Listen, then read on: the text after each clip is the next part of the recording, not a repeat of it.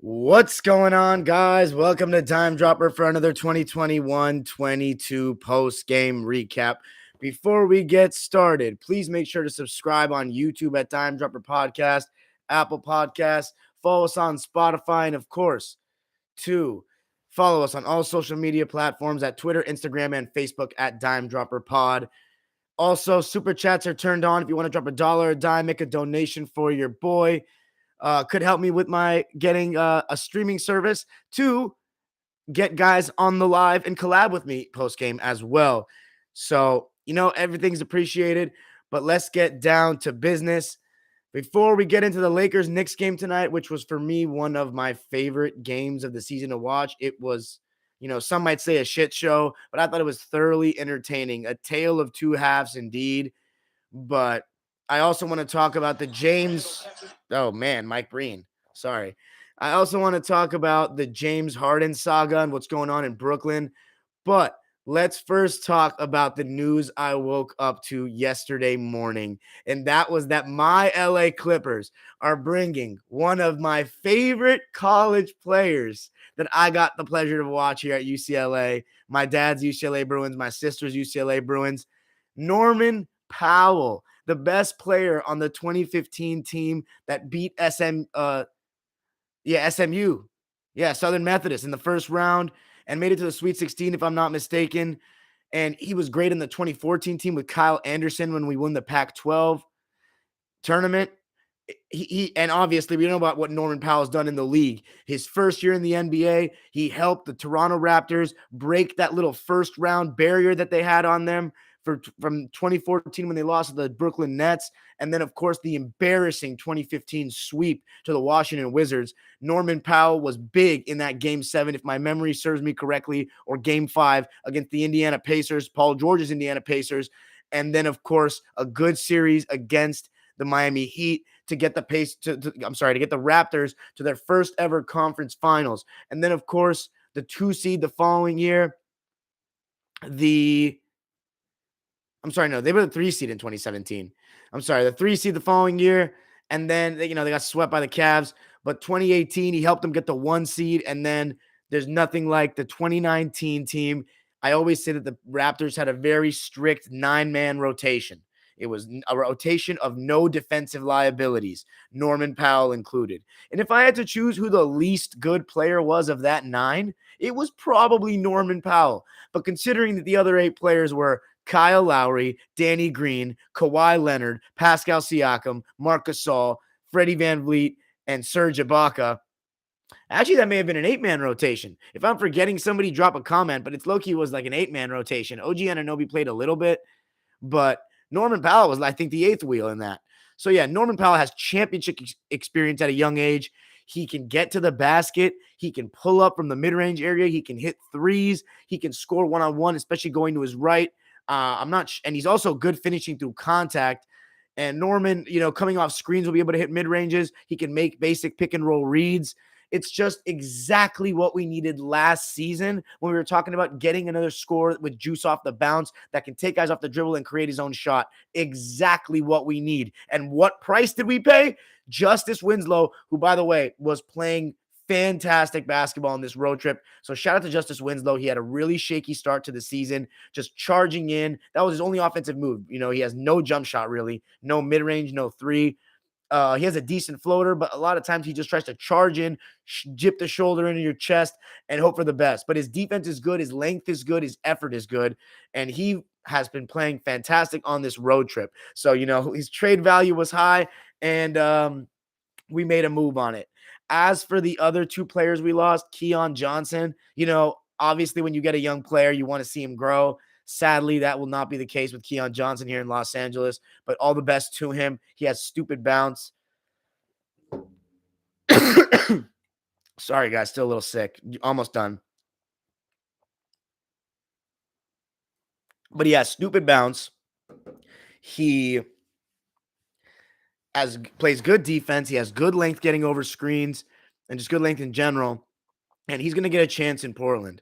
And I think Chauncey Billups is going to like him because he's a defense-first player, and they're going to need some of that.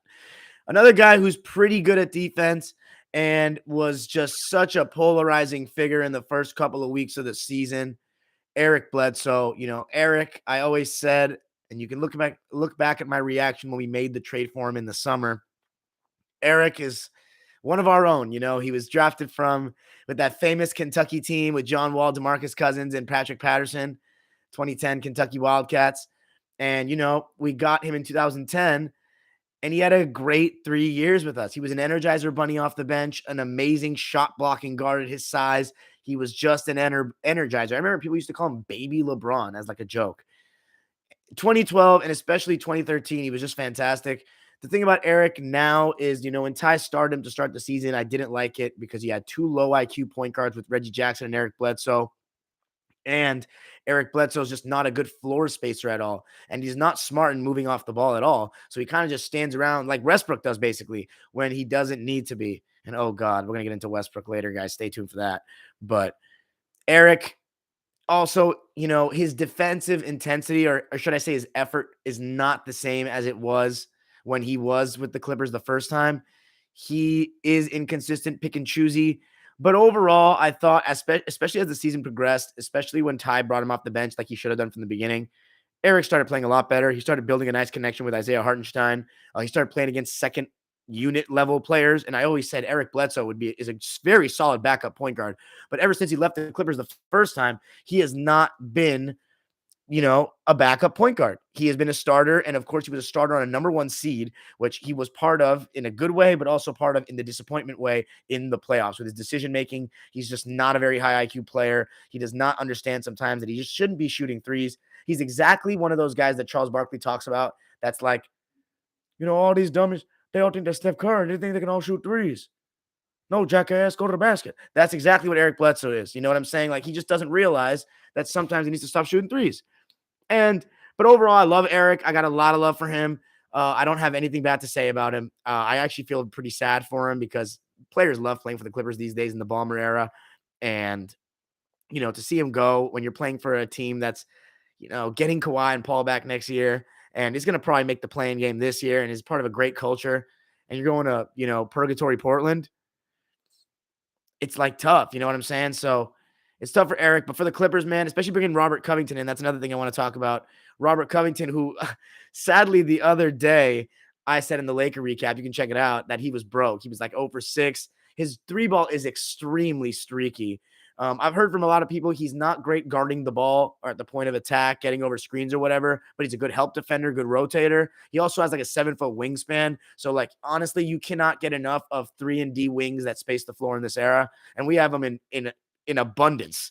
And, with Amir Coffey, Terrence Mann, and Rocco, and now Norman Powell, who is sturdy and a pretty decent. He's a good defender from what I saw. As I said with the Raptors team in 2019, they had no defensive liabilities. If you were a defensive liability, you were not seeing the court. Because they'll hunt you out real quick at finals level competition. But anyway, we're going to be solid, especially next season. Oh my goodness. Like, I cannot wait, guys. We need to win the championship next season. There's no excuse next season to not win the championship. I want to see us run through this league. Okay? Because the Warriors, they're a great team. I still have my doubts about Stephen Curry repeat in terms of winning another championship as the consensus best player when the physicality increases. I've noticed that when the physicality increases, jump shooters, that goes for Durantula as well, suffer. And I think that's part of what, and I'm not saying Curry and Durant are not good playoff players, but when it gets to that final four, shit is different. Shit is different. We saw it in the 2016 finals. Okay, the Curry apologists are going to say he was injured. He definitely was not 100%. But still, we've seen it when he is healthy. We saw it a little bit in 2019 against Toronto in the finals. And I saw it against the Grizzlies in the play-in game last year with Dylan Brooks. So I'm not as scared of the Warriors. And plus, Draymond Green is not 2016 Draymond Green. Klay Thompson is not back into that form yet, despite the hot shooting night he had against Sacramento the other night. So as the Clippers, I would love to play the Warriors next year. I want to see it. And of course, I want to see the fucking Suns. We need to get them back for 06 and for 21. But anyway, I could not be more ecstatic. If you want to ask me what I think the lineup is going to be, I think we're going to go with Reggie at the point, Nico, and Zoo. But that would bring Marcus Morris Sr. off the bench. alongside Terrence, Nuke Kennard, and Serge and Isaiah, which is a great 5-man rotation. The only thing that concerns me is we don't really have another backup point guard because Luke Kennard can run pick and roll and bring up the ball, but he's so fantastic moving without the ball and being a threat off the ball that that's going to hinder our offense. I think Terrence Mann, this is where you can either really look to make Terrence Mann or Amir Coffey a secondary point forward and run the second unit. That's an idea. And I think that we need to get Terrence more comfortable in these situations. You know, he has the glimmer of that pull-up mid-range from the right elbow, and obviously he needs to work on his going left. But, you know, I think that Terrence could honestly take this responsibility, and it would be a great opportunity for him to develop for next season. But if we want to do it with Amir Coffey, who has shown, you know, more confidence with, first of all, he's a better shooter than Terrence Mann, but Brewmaster, you know, he has shown some playmaking chops in the pick and roll lately. So if you want to have him as the point forward backing up and start Nico and Senior with Norman Powell and Reggie, that's an idea as well. Then there's also the idea of making Norman Powell our sixth man and having him run the second unit at the point guard. So a lot of options for Ty. At the end of the day, there's a great reason why I don't need to over speculate because I trust my fucking coach for the first time in a long time. Now we're going to move on to the ridiculous circus of a game that took place at Staples Center tonight, and that was the New York Knickerbockers against the Lakers. And guess who's back? Back again, LeBron James. And LeBron looked like literally unbelievable tonight in terms of like athletically and like how fresh he looked. He looked like he hadn't skipped a beat. But the Lakers, and by the way, Frank Vogel tonight changed the starting lineup. He changed it to, he did exactly what Laker fans have been asking. He had AD at the 5, he had Stanley J at the 4, he had LeBron at the 3, which is a pretty big front line, even though you don't have, your 4 and the 5 are big, but playing LeBron as a 3 in this era is big. And then you have a lot of length there as well. And then in your backcourt, you had Malik Monk and Russ, which is what everybody's been wanting. Avery Bradley on the bench, and he only played 13 minutes tonight and was 0 for 2. He probably shouldn't even really be playing at all, but it is what Melo and Dwight Howard didn't play. So usually that spot would probably go to Carmelo Anthony. But let's talk about the way the Lakers started. Now, when I turned on the game, it was 16-6 and the Knicks were winning. Guys, I'm going to say this again. I've been a Russell Westbrook fan since I was literally a kid. He went to UCLA. He was part of the 08 team. He went to Lazinger. He's from Los Angeles. He played with so much heart in OKC. He was a one-man show. There were times where I had watched Russell Westbrook when I was young, and I literally think there were 2 of them on the court. I made the comment the other night against us that Russ's defense has been excused all year, and I've taken it pretty lightly on him on my podcast because he gets enough slander as it goes, and I just don't want to pile on sometimes. But tonight's first half was legitimately one of the worst halves of basketball, probably the worst half of basketball I've ever seen from an MVP, regardless of whether he's in his prime or not, just by anyone that has won that award. He was an extreme liability on both ends. He was walking on defense, literally walking over screens, late and lagging behind every single pass when he was rotating. It was like Anthony Davis and DeAndre, even all these guys had to overcompensate for him, so much so that it's like when the play stopped, Russ is always in no man's land. And then on offense, he's so low on confidence. He's not making his layups. He's not making his jumpers. His jumper was already, he's never been amazing, but his mid-range in the last couple of years has deteriorated significantly. He continues to take threes. He took 2 threes on 1 possession tonight. And on one play, he was literally had feet of room at the foul line and was so indecisive, he fumbled the ball. I kid you not, he had 4 Shaqtin' a Fool nominee level plays. And I'm saddened for Russ because he started getting booed by the Laker unfaithful. But honestly, guys, I'm not even going to blame the Laker fans because it's gotten to a point that I can't even defend him as a Russ fan. You know what I'm saying? Like, I can't even defend him. It's so bad. Like, the one thing is, okay, your offense is bad. You've lost your confidence. You have to, play with LeBron. It's tough, whatever. But if your defensive intensity, you've made your mark on being an effort player your whole career, and you are dogging it on defense all season long, bro. I can't defend that anymore. And the worst part is, like, and this is why I love watching games, guys, and film. And everybody says, anybody that says, you can't, what does body language mean? You've never played a fucking sport in your life. Drop the calculator and watch the game, or get out there and get some exercise. Because when you look at Russ's eyes, it's like that kid that is having such a bad game. He just wants to make one shot or do one thing that gets the approval of the crowd, of his fellow teammates. And Russ had that look in his eye, that, like, I'm confused. Like, he had no confidence, guys. He was rattled. It's crazy. And, when Russ came out of the game, LeBron and the Lakers were getting stops, and LeBron had like 4 straight line drives to the basket right down the middle in transition.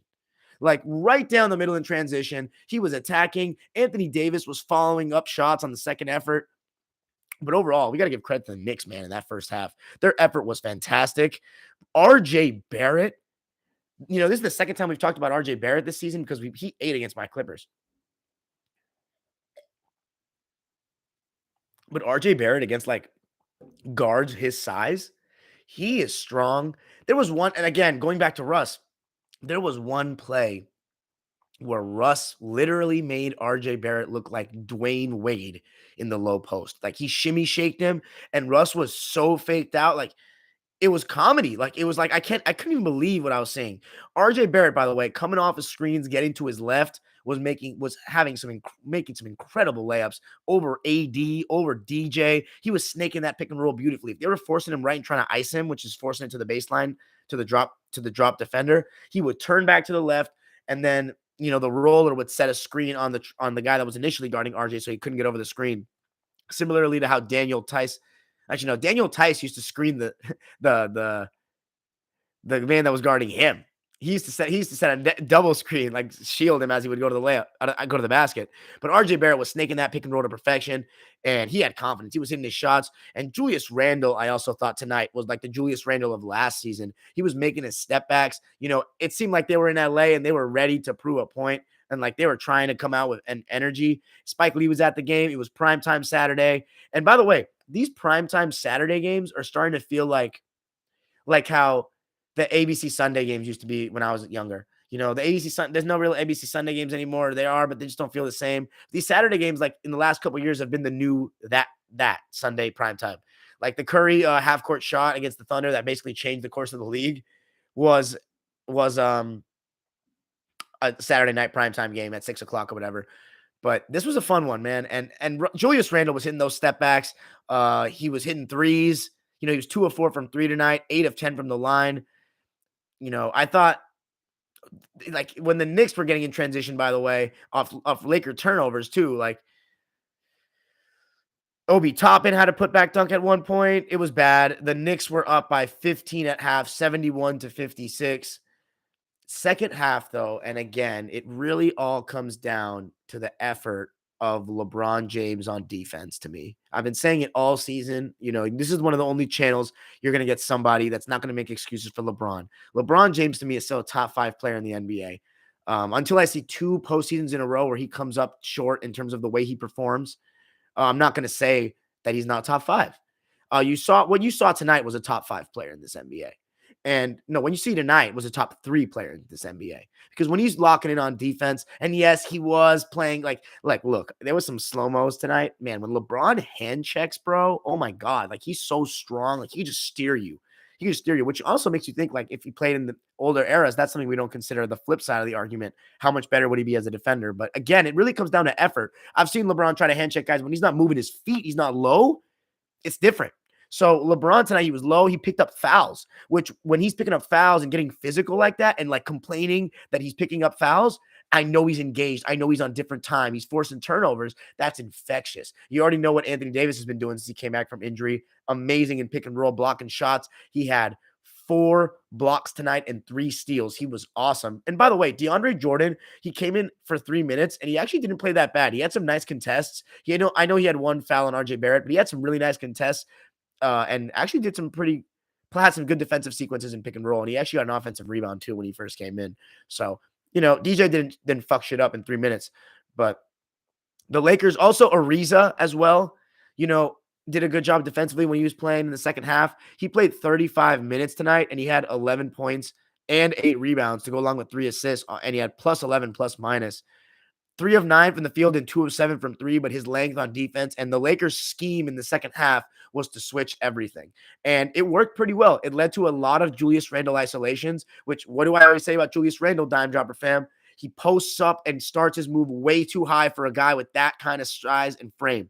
And that's why last season was so ridiculous because he was making, when people, they load up on him every time. Every time. Every team loads up on him because the Knicks shooters aren't that reliable. And I also want to say, too, because it was very evident when the Lakers were getting loaded up on, when LeBron had the ball in the mid post. Oh my God. The amount of times nobody on the weak side moves and cuts middle is appalling, bro. Why do I have to be here and say this as a 23-year-old kid who's never played D1 basketball and I can notice this? I get it. Get out of his way. But when the whole defense is shifted over, loading up on Bron, he's staring at you, waiting for somebody to cut.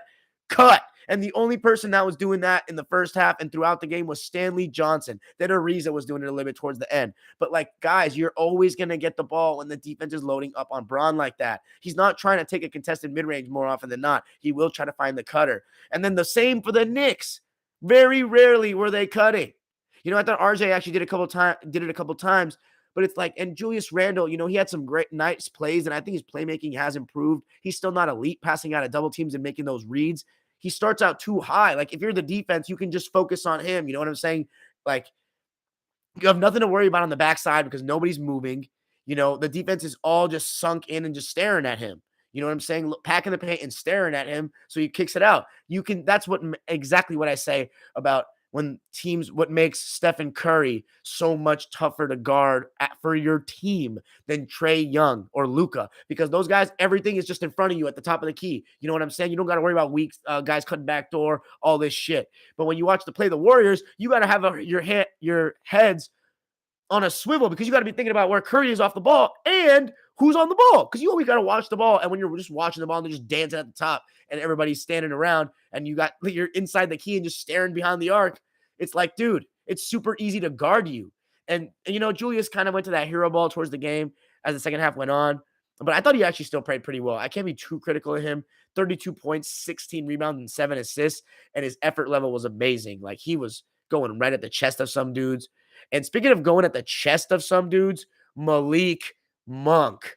He was phenomenal again tonight, making his open threes in the second half. And, Russ got an assist to him on the right wing. And a lot of those threes were because the Lakers were getting stops. They did a good job of pushing the pace when they got those stops. And Malik Monk hit 3 threes, one of which actually was Russ's only good play of the game to me, was when it was actually a stupid play by Kemba Walker. He was on like a 3-on-1 or something. And Kemba had cleared Russ. He was ahead of him. He had a layup and Russ didn't even go up for a block. And Kemba thought Russ was going to go for a block, threw it behind him to, I think it was RJ or Obi Toppin or Alec Burks. And Russ swiped down, stole the ball, made a really nice outlet or, kick outlet pass or go at, like, I'm losing the terminology here, but fucking, up ahead. He threw it up ahead to fucking Malik Monk in the left corner. He made a 3. And that caused a timeout. That got the Lakers within 1. And then you came back from the timeout. Anthony Davis was following up everything. He was being more aggressive. LeBron was hitting threes. He hit this beautiful turn over the right shoulder that, again, we've been talking about that turn over the right shoulder for all season long. I talked about it last season. That's something that he's had in his bag for the last 5 years. And if he really had that in his bag earlier in his career, oh man, it would have been such a different ball game, because when defenses back in like the 2000s would load up and do that same shit on him, he used to be exactly like that with Julius Randle in 2010, game 5 against the Celtics. Go watch it. Same shit. They're all loading up on him at the top while nobody's moving. It's not hard to guard. But he now has gotten that mid-range. So you can do that all you want. If LeBron's hitting that shot, forget it. So Bron, he was just killing it to me. Bron had that. He had that, I'm going to put a show on I'm gonna put on a show for the fans tonight. Dunking when the whistle had blown, doing reverses. Like, he was feeling himself tonight. He was feeling himself. Sorry about the lag. I saw there was a little bit of a connection unstable warning to the live subscribers. I apologize for that. Spotify and Apple Podcast. I'm gonna get back to it. So the Laker defense made the biggest difference in the third quarter. 31-13 in that quarter in favor of the Lakers. Malik Monk had 17 points in the third quarter alone, or 18. It was either 17 or 18. More points than the entire Knicks team in that third quarter. A guy that I thought was broke as shit tonight was Evan Fournier. 15 points, 5 of 14 from the field, 3 of 10 from 3. I thought his effort level was good, but he was literally broke. And he made some doofus plays late in the game that I'll get to in a second. But in the fourth quarter, the whole thing was, how long are you going to have LeBron out? And by the way, Russell Westbrook in the second half, like, he really deferred and let Malik Monk and LeBron and AD do their thing and was hitting on defense as much as possible. THT was having a tough night when he came in. By the way, Austin Reeves in the first half was like part of the only spark for the Lakers offensively. He and LeBron were running some great pick and roll actions, pick and pops, and just, two-man game together with them setting screens for one another.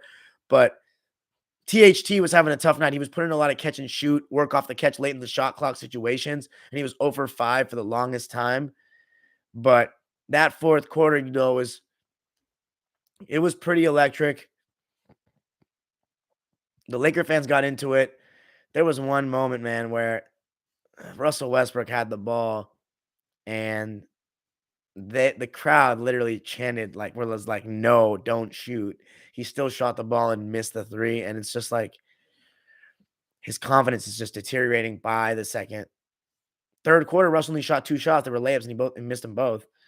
But the fourth quarter, yeah, he only shot that one shot. That was the 3 that everybody didn't want him to take. So clearly you could see.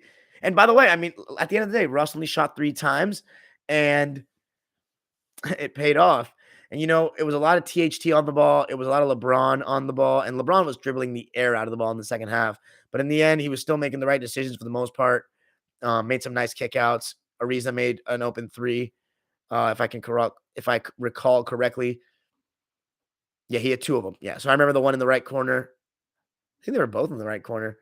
But another guy, that didn't shoot well and had a lot of good looks was Quentin Grimes. I've heard he's been shooting great lately. Mike Breen mentioned that in commentary, and I've heard a lot of Knicks fans on Twitter talk about him.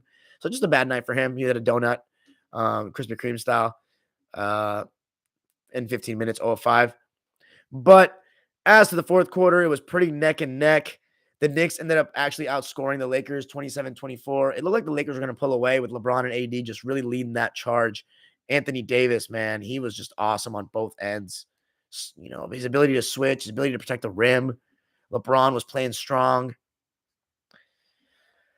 But the Knicks would not quit.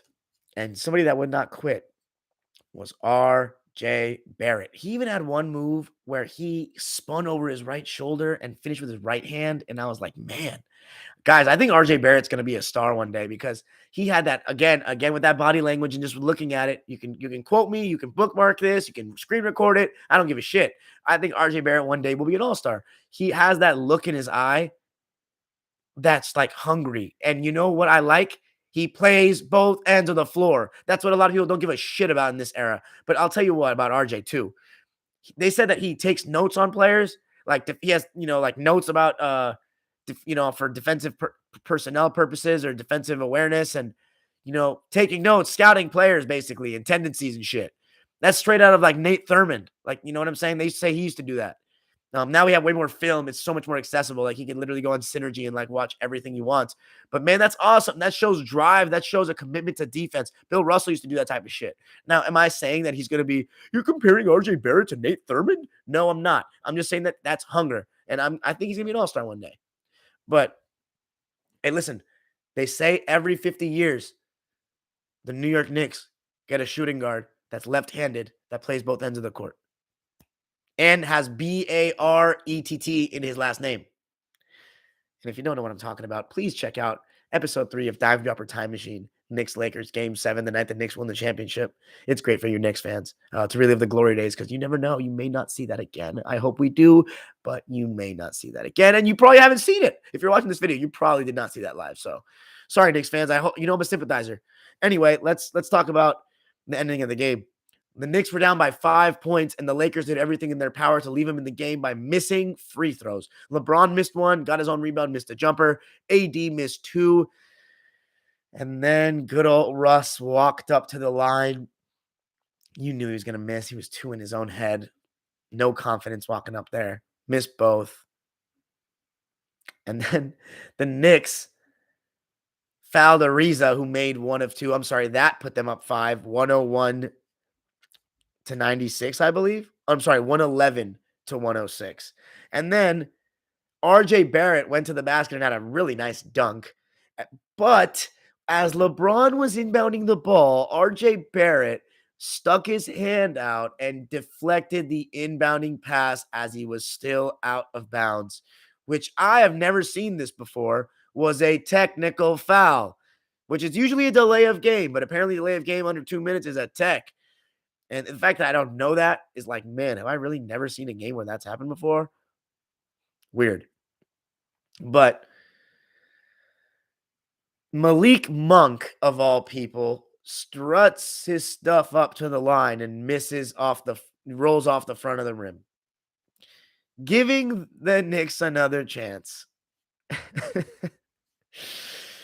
And they fouled again.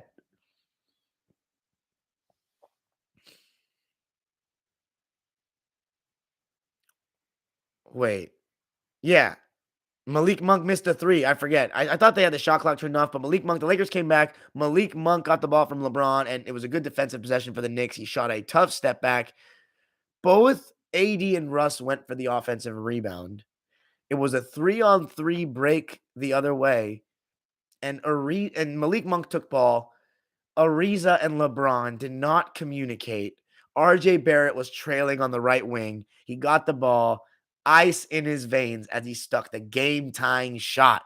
And by the way, I heard a lot of cheering in the crowd tonight for the Knicks, which makes me realize that Clipper game is not going to be pretty. I am not going. Oh my God, it's going to be MSG 2.0. It's going to be terrible.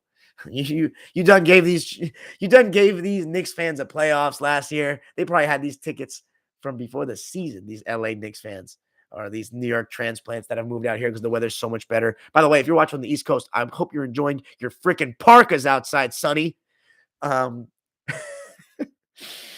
Sorry, East Coast people. You know I have love for y'all, but the Lakers got a last shot. And look, LeBron actually shot tonight. He shot the last shot. He had that same screen and roll shit. And they didn't switch because it was AD setting the screen. So you can't just throw 2 at LeBron. If you throw 2 at LeBron, AD's going to be wide open for a jumper. They just did a quick hedge recover. And LeBron got a pretty good look at a straightaway 3, but it was stopping on a dime style. And you know what I say about LeBron stopping on a dime jump shot? He's never been great at it. And he missed. But at least he shot it. And then we go to the overtime. It was good defense for the first minute and a half, or ugly basketball, whatever you want to call it. And then the Lakers broke the deadlock with a LeBron dunk. And LeBron, it was because so 2 bonehead plays by Evan Fournier. One was the first foul on Trevor Ariza when we didn't need to. They had 46 seconds, but he got lucky. And then he saved the ball on a jump ball on the sideline towards the Laker basket. It was an assist to LeBron, which gave them momentum. And then, RJ missed a 3. It was a good defensive possession by the Lakers. They made him work far deep into the shot clock. And then LeBron found THT for a layup at that point for an and 1. And that was THT's first bucket. And Vogel made a huge decision to take Russell Westbrook out during overtime. And this is not the first time we've seen Vogel take Westbrook out to close a game. And it ended up paying off. So for all the people that want to put every single little thing that happens to the Lakers on Frank Vogel, that's negative, let's give him credit and keep that same energy for when he does do something well. Tonight, he did the exact adjustment Laker fans have been calling for all season. I know what you're going to say. Took him all season. Okay, but let's just give him credit for tonight. He did it. And benching a superstar 44 million. Okay, he's not a superstar anymore. Benching a star $44 million player because they are a terrible fit for this team and their confidence is just shot is tough. It's a tough decision because you're lowering that guy's confidence. He's not used to that. He's not used to that. And it paid off. The Lakers won. THT had an and one. Played pretty good defense. But the long-term effects of this night tonight and everything that's happened this season, and the thing is, when LeBron's back, it's like tonight in that first half, in the first quarter, they go back to trying to appease each other because they've not played together a lot and they're still trying to figure it out on the court. And it's like, you saw what LeBron and AD did so many times tonight. Like, they met up one-on-one when they were on the court. You know what I'm saying? Talking to each other, whispering to each other, because they're the two that were in that 2020 team. Caruso's gone. You know what I'm saying? KCP's gone. JaVale's not there anymore. Dwight was there too. He didn't play tonight. Melo didn't play tonight. LeBron and AD are the guys that came and brought the championship and ended the 10-year drought of no ring here for the Lakers. And they're boys. And they can take over games, and that's what they did tonight. And you're starting to see what could be a potential exit for Russ sooner than I thought, because it's really that bad. It's really that bad. He has totally plummeted. And I think LeBron totally either underestimated his ability to work with a point guard that needs the ball in his hands, which he clearly did, or he underestimated how difficult it is for, and I say everybody has to conform to LeBron. Oh my goodness, Westbrook is even worse. You have to conform to him, and Westbrook has tried to conform, but he can't. It's not good. He can't do it, and that's the thing. He needs to play when he's controlling things, but when he's controlling things, first or second round team at this stage of his career. Like, seriously. Unless you put him, like, if you put him back with Kevin Durant, I mean, I don't know what that team ceiling is. They're not winning a championship with Russ as your second best player. If you couldn't do it in 2012, you ain't doing it in 2022. And I love Russell Westbrook. He's a Hall of Famer first ballot, but he could be going. He could be going because tonight was bad. And this benching him move is going to be tough. But the Lakers did pull it out. LeBron and AD did their thing. Final score is 122-115 from Los Angeles. Evan Fournier, he had some chances to make open shots and he didn't. Randall, 32 points, 16 rebounds, 7 assists, 11 of 22 from the field, and 2 of 4 from 3 and 8 of 10 from the line. RJ Barrett had a career high 36 points on 13 of 28 shooting and 4 of 10 from 3, 8 rebounds and 5 assists to go along with that. Shout out to my man Fabian Perspect TV, who we are collabing with. If you're a Knicks fan, you're checking me out. I make a lot of Knicks content, not really modern Knicks, but we made a video and I'm still releasing the parts. What went wrong with the Melo era Knicks? I just released the first 2 parts. The next episode will finally be getting to the actual Melo era. So check those out if you want some history lesson on what happened to the lead up to Melo and the Knicks franchise. But RJ Barrett's going to be something, guys.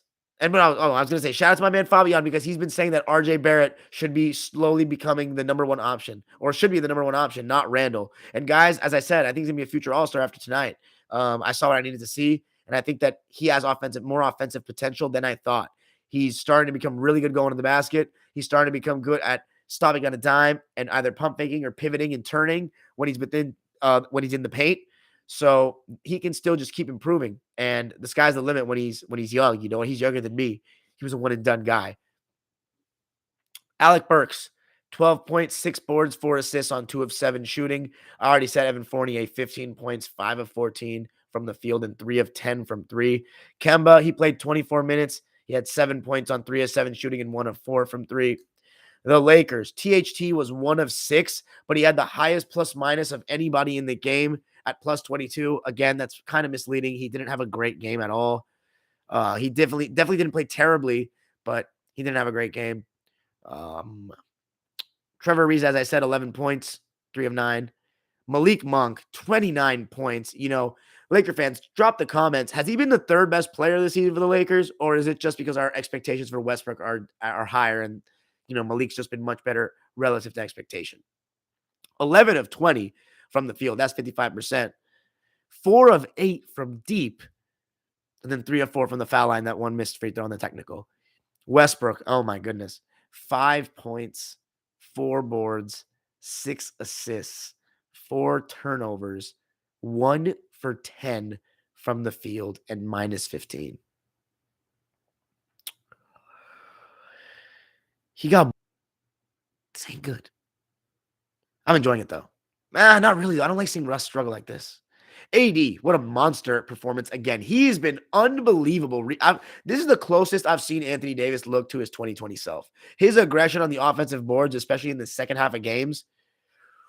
If AD doesn't get injured again and this AD goes to the playoffs, the Lakers will have a chance in any series just with LeBron and AD alone, honestly. I'd honestly like buy out Russ and just let them ride if you're going to play like this. 28. Now, I'm partially joking, by the way. 28 points and 17 rebounds. I'm not joking about the AD stuff, though. 3 steals, 4 blocks, 13 of 19 from the field. And then LeBron Palmer, probably my player of the game. Amazing read late in the game for Ariza's corner 3. 29 points, 13 rebounds, and 10 assists, and only 3 turnovers on 13 of 24 shooting.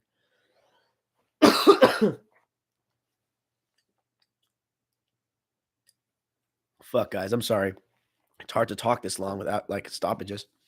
But to end the show, I want to briefly go over the James Harden saga. Kyrie Irving, man, you're killing me. You're killing your fans. I get it. You shouldn't be forced to do something to your body, but you have a team, man. You're part of a team. Kevin Durant was playing such heavy minutes because you weren't there. Kevin Durant is now injured because he was playing heavy minutes because you weren't there. Kevin Durant is out and they're plummeting because you are part-time. James Harden is now being normal James Harden, being a diva who's complaining and would be down to get traded, according to Shams, because you didn't want to get vaccinated. And now he's fed up with it because he doesn't know if you're going to play every game in the playoffs. This is insane. And the Nets fans that I interact with or see on Twitter are not blaming him at all.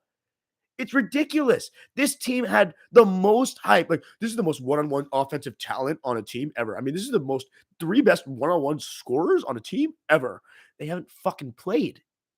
It's a joke. It's a joke. And if they get traded, hallelujah. I'm so happy it didn't work out because I hate that super team shit.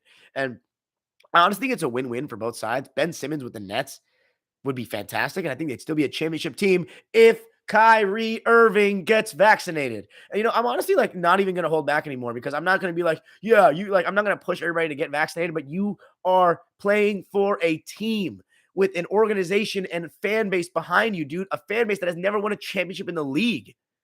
Come on, dude. Like, you act like Kevin Durant and James Harden have that many great years, prime years left in them like that. James Harden's already declining. Like, this is insane. And then as far as Philly, James Harden and Embiid, I mean, that would put you in a different conversation right then and there. Embiid's my MVP if he stays top 4, and he is right now. So that's my feelings on that. We'll have more on this story as it develops. But until then, thanks for joining me tonight, guys. I really appreciate it. 22 people in the live. This is like one of the higher live nights tonight on a Saturday night. I'm only in because I'm sick, guys. I'm just fucking with you. If you want to spend your Saturday night with me, I appreciate that more than anything. Thanks for joining me tonight, guys. 44 minutes on this recap for the Apple Podcast and Spotify listeners. That's a lot. I've been going more in depth lately, but hey, it's almost the second half of the season. Time to pump up the jam, pump it up. 44 minutes on the dot. Shout out to my man, the logo, Jerry West. Stop disrespecting him. Laker Nation. Peace. What's up? What's up? Okay, there's a lot of fucking comments, guys. I'm going to read them, though. Okay? Bear with me and don't comment for a sec. Fuck, man. My like sinuses, dude. I got like mucus in there. I was trying so hard not to like, ugh. Right? It says Reggie Jackson's greater than Russ, and I'm not even joking. You know what? At this point, I'm not even going to argue with you. But guys, you understand that Russ is only playing so badly because this was not an ideal situation with play with LeBron. If he had gone off to if he had played with a team that was more built around his needs with Anthony Davis, I think he would be their record would not be as good, but I think he personally would be doing better.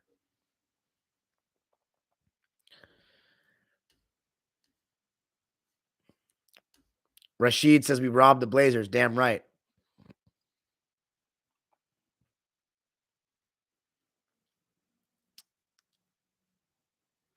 Kyle Dominic Hughes says from watching Clipper games this year, I don't think Eric was bad. Super chats are not if you want to drop $1 or a dime, guys. Monk is that guy, says Collins. Dang.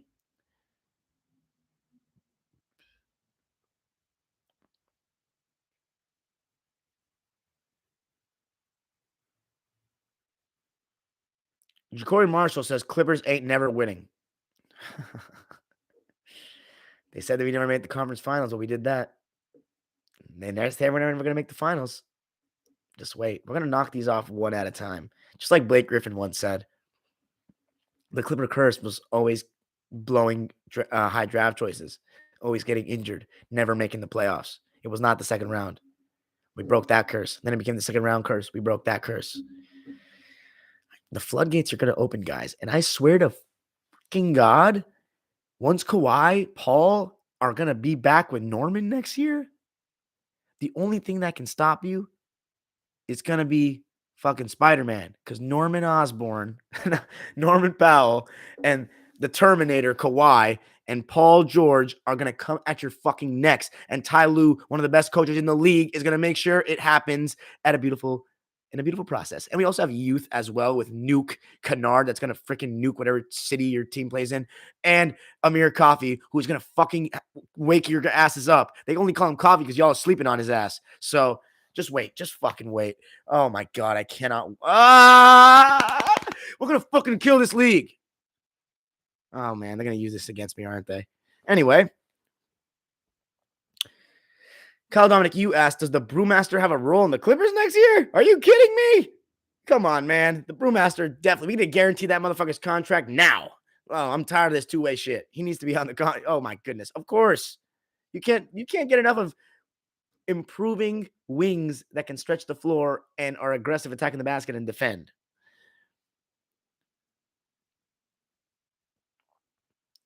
My man Maxwell just saw my boy Max Valencia in the space. He said, honestly, I miss Eric a little.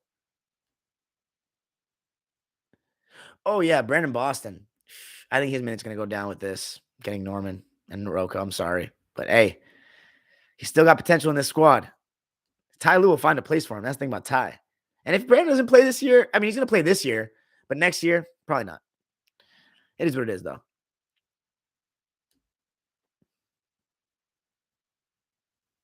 Everyone's saying Russ deserved to get booed and deserved to get benched. Bojangles, you say regardless of how his play is, those boos were heartbreaking to hear. He gives his best effort every game. He doesn't, dude. He doesn't play defense anymore. Let's be real here. Let's stop the narrative with Russ, man. He doesn't do that anymore. This is not Oklahoma City anymore. He doesn't play hard enough on defense to say that he plays. There's two sides to every game. He'll make a couple of minutes where he plays hard and gets defensive, like gets intense, and he'll motion to the crowd and rock the baby. Come on, man. We're not seeing through it. Like, I don't want to be that guy to say this, man, but Russ trick y'all, man. I'm kidding. I love Russ. But, like, for me, I'd rather have Dennis Johnson. It's real talk. I'd have Dennis Johnson in his prime. He fucking adapts. And Chauncey Billups, too. And Tony Parker. And Kevin Johnson. And many more. And that's not a rock on Russ. This is my kind of player. I'm sorry. I like high IQ point guards. If you're a dime-dropping point guard, you need to be the most reliable player. He's scared right now. Anyway, that's just right now, though. But even in other years. But I don't want to pile on Russ because, like, that's my guy. Got to be objective, though, right?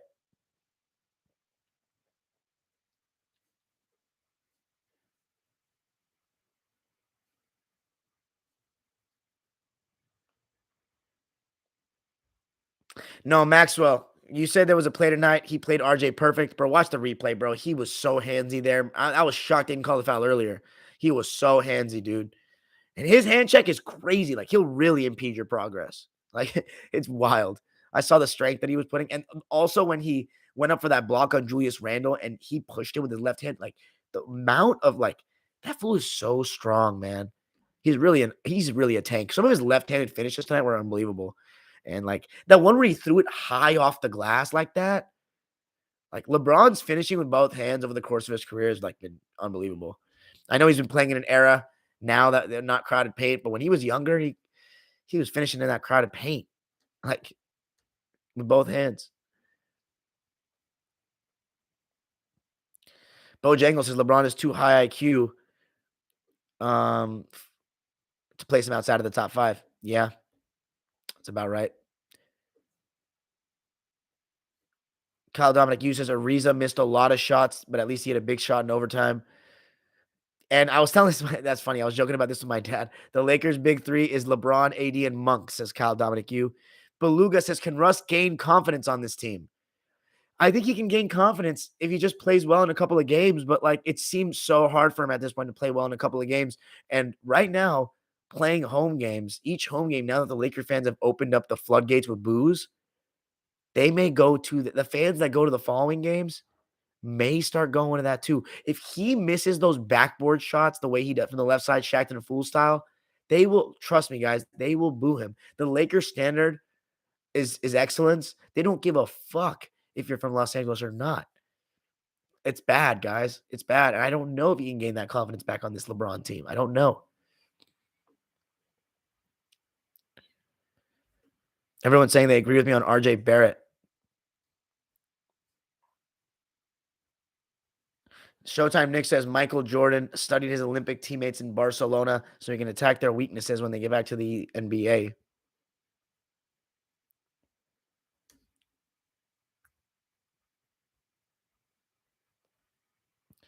Top Rivers says AD looking better since he came back. Trade Russ. If no trade, send him home. Give Monk and THT all the point guard minutes. What do you mean send him home?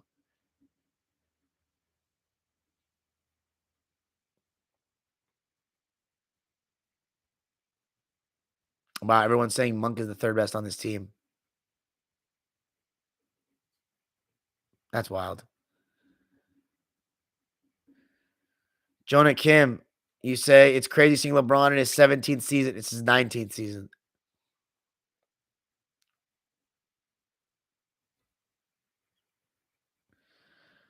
Wet like on book says, "What's up, Dime? Nervous for Sunday? Next Sunday? The Super Bowl? Are you talking about like tomorrow against Milwaukee?" Top River says Kyrie is definitely a crown, but it really is crazy how they were forced to be able to get the vaccine. It's really going to get sued in the future. Sun, no comment. Sun Legend says, "Damn, I've been hearing Kawhi and PG are coming back this season." From who? Kyle Dominic, you says, "Dime, you asked my Twitter last live. Kyle's takes, not the most educated though, but just like putting my honest thoughts while watching games." Do I follow you, Kyle? Do you ever like my tweets? Like, I feel like I've never recognized that name. Jonathan G, I already answered that backup point guard question. I think we could play Norman, or could maybe go Terrence Mann or Amir Coffee at point forwards, or go for another point guard. I should have said that. Go for another point guard as well. Michael tosses. Can't wait to see the Clippers go 74-8 next season. What like on book says, will Dime be married and have kids by the time the Clippers win a chip? Relax. Tranquilo, tranquilo. Darian, how are you doing tonight? Asked Raid. I'm doing all right. Almost 100%, feeling better. Damn, Daniel Clifford says it lagged when you were talking about what the starters should be, but I believe the starters should be Reggie, Norm, Amir, Mook, Zubats. I love Amir in a Pat Bev type of role here. I think that's what I said. But I don't want to bench Nico. You know what I mean? Like, I'd rather start Nico now that we have more juice scoring with Norman and bring Morris as a bench player because Kennard and Terrence, like Terrence will guard the best bench player. I don't know. He said, Darian, there's no way you think that Russ is still the third best player on this team. Well, I'll give it to Monk. I agree. Nervous for the Super Bowl. Yeah, of course. Yeah, I am nervous, but everyone's going with us. So, oh my God, I can't. I haven't been talking about that much, guys, but I'm gonna start talking about it more. Oh my God, guys, I cannot believe this shit. When I need to go to, I don't know what's gonna happen this week. We got to go to see some fanfare and film what's going on here, man. It's the first time in my life the Super Bowl's been in LA. Like, this is crazy, and we're in it. We're in it. I want to see some Bengals fans flying in from Cincinnati and talk my shit. Oh my God, the scenes if we fucking win. Holy good golly.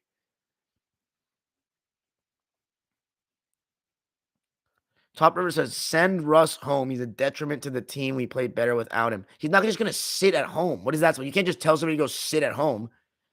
We don't want to play you. You just bench him. You just don't give him minutes. And then he's going to get mad. So that'll be a whole thing.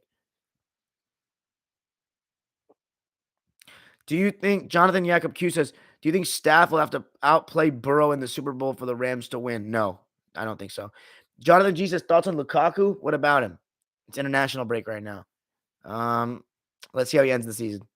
By the way, Africa Cup of Nations final tomorrow. Senegal versus Egypt. I've been on the Senegalese bandwagon for so many years now, but guys, I gotta go. Chelsea or Rams, who I'm a bigger fan of? It's a tough question. I love Chelsea. I watch them more in terms of like per year, but Rams are LA team, so it's closer with them. Peace out, y'all.